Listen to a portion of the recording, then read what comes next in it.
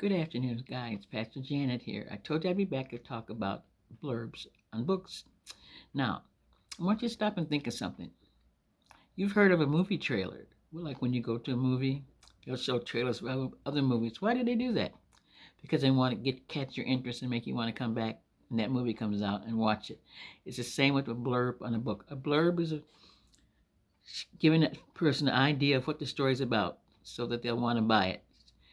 They may say something about the character, about the background or the setting, or what gender, to give you an idea. Is this the kind of book that I'd like to read? Blurbs are great for that. They tell the people something about the book without telling them everything about the book.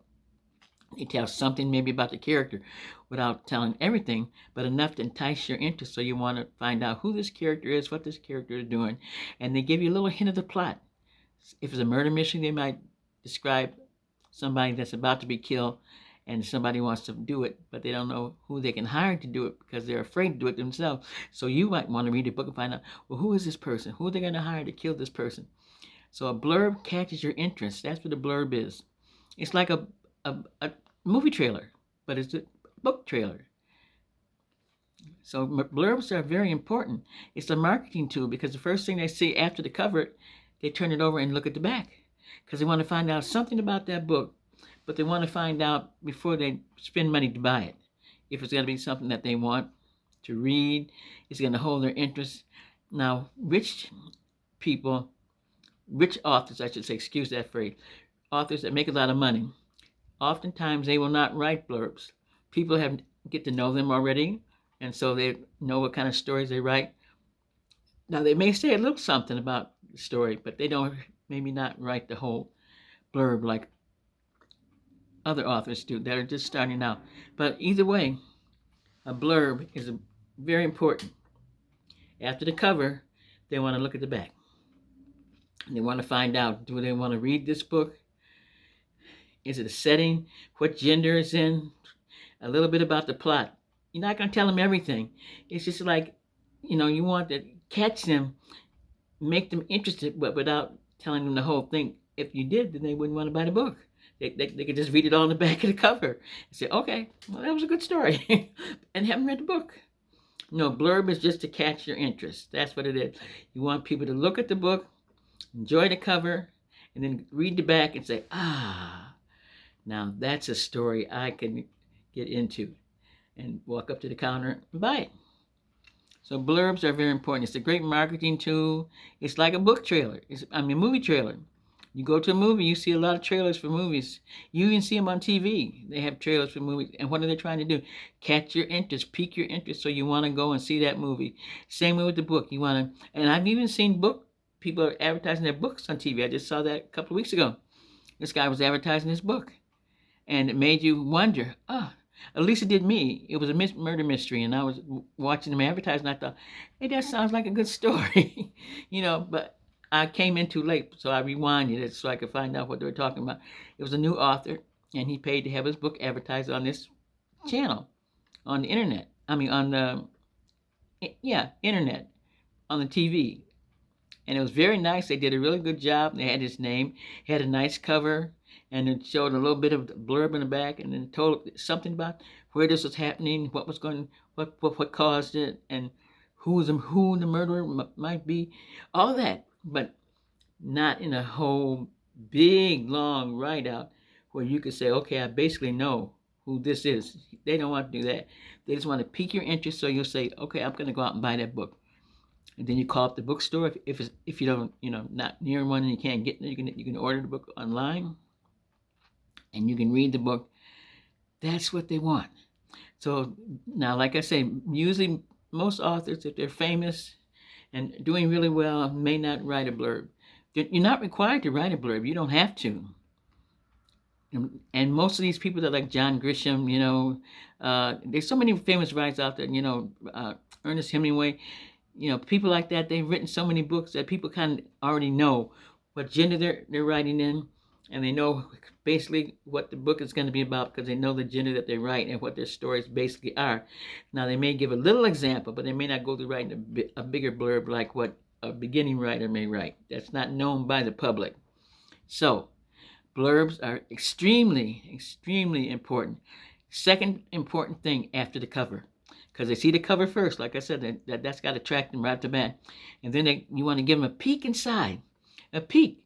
That's what trailers do. Movie trailers, they give you a peek. You don't see the whole movie. They take bits and pieces, and I've gotten so that I can kind of figure it out myself. When I see, always in a movie trailer, the ending is there somewhere, but you may not see it at the time. And there are different aspects they show you, and then after you watch the movie, you say, that was the end when we saw that trailer. That's what that picture was all about. See, so that's what they do in movie trailers. In the book, and you can also make book trailers. There's videos where you can make book trailers and talk about your book, give a little example about the character, say something about the character, maybe tell a little bit about the plot and where this story is taking place with setting and what kind of a background. That's all you do to entice your reader to pick up that book and walk to the book counter and check out. First is a cover, second is a blurb. So a blurb is very, very important for the back of a book. It pulls the reader in to want to buy the book and read the complete story to find out who, what, why, when, and where this all happened.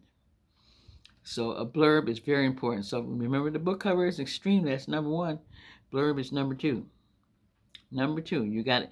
But now writing a blurb, you don't want to tell the whole story. I know I've read some blurbs where people go so detailed that you feel like you know the whole story and you haven't read it. So, I started wondering to myself, well, do I really want to read this? Because right now, they've told me so much, so I kind of can figure this out myself. But you want to write enough to catch them, but not to turn them off, so they can say, okay, this is just a regular mystery story. Who did it? He did it. She did it. They did it, or what? And you can kind of figure that out just by reading the back. Well, I know what this is going to be about. You don't want to go that far. You want to go far enough to leave them hanging, so they say, okay, what more is going to happen here? That's when you want to walk to the counter and they buy the book to find out who, what, when, why, and where. So a blurb is very important. It's a great marketing tool. But writing blurbs can often be hard because you don't want to give too much information and you don't want to get too little. You want to hook them because they've already got hooked on the cover. That's why they're turned over to read what the book is about. So you want to give them enough information on the back of the book to let them know what the gender of the book is. If it's fantasy, murder, mystery, romance, western, biography, autobiography, they want to be able to understand if that's a gender that they like. Not everybody likes the same gender. They may like autobiographies, but not biographies. So if your book is a biography, they may read, I don't really want to know about that person's life. So you want to, on the front of the book, that would basically be to say, it would say autobiography by so-so-so, or biography, this is my biography, this is my life. So they already know what gender, memoirs, and things like that. A blurb is very important. People need to know what gender you're writing in, and if it appeals to them, and if the plot appeals to them, if the characters, you got to make your characters sound interesting. Even if you just give a little peek in them on the back of the book, let talk about maybe one main character and what's going on with that character and why, and trying to figure out what's wrong with this character, or what's wrong with this family, or what's wrong with this plot. That's all important on a blurb.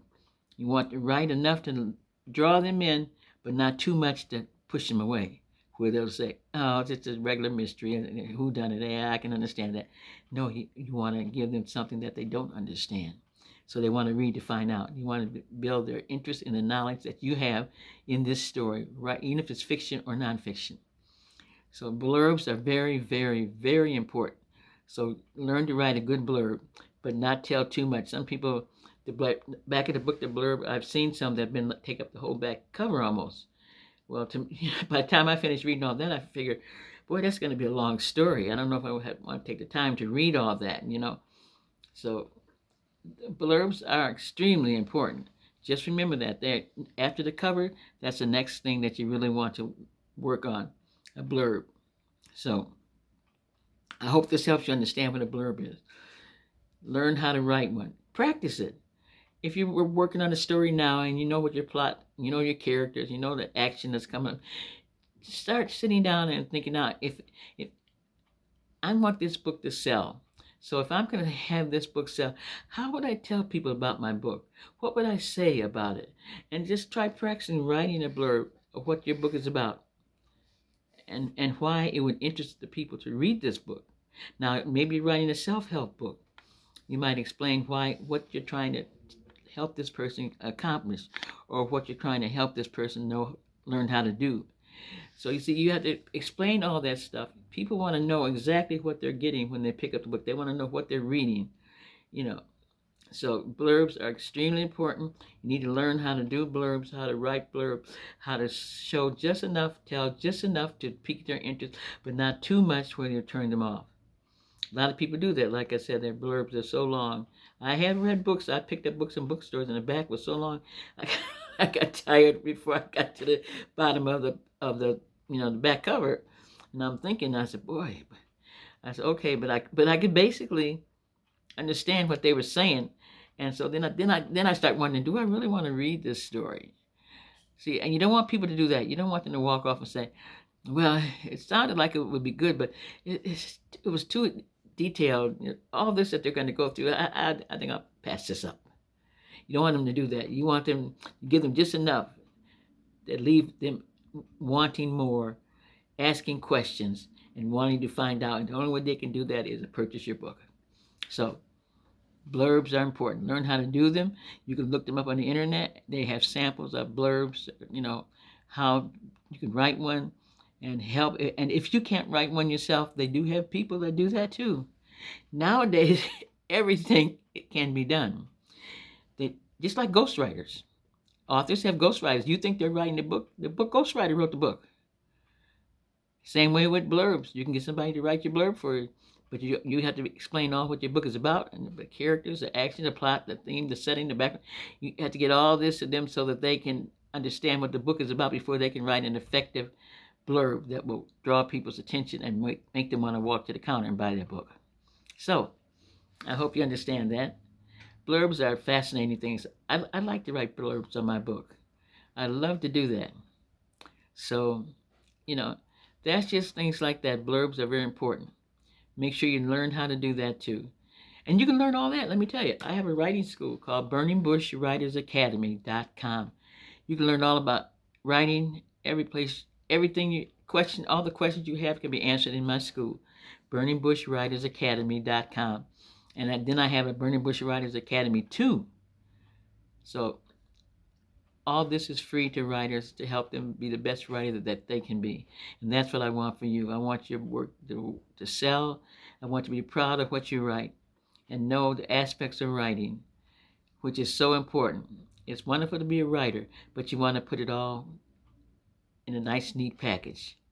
Everything, that's like when you go to a restaurant, you have your appetizer, you have your salad, your main course, and your dessert. A book is the same way. You have to have, your plot, your character, action, and then an ending where you draw it all in together and make it all fit like a nice package. So it's just like a meal. You have your salad, you have your appetizer, you have your main course, and your dessert, and that's it.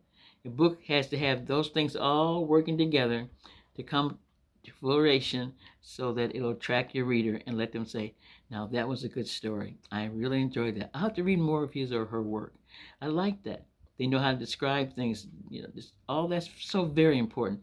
So the blurb just gives them an idea of what the book is about, the type of gender you're writing in, and gives them a little taste, just a little taste to entice them to want to come back for the full course. Okay, that's the end of this one. Be back tomorrow talking about passive voice and active voice. Do you know what that means? We'll discuss it tomorrow. God bless you all. Bye-bye for now.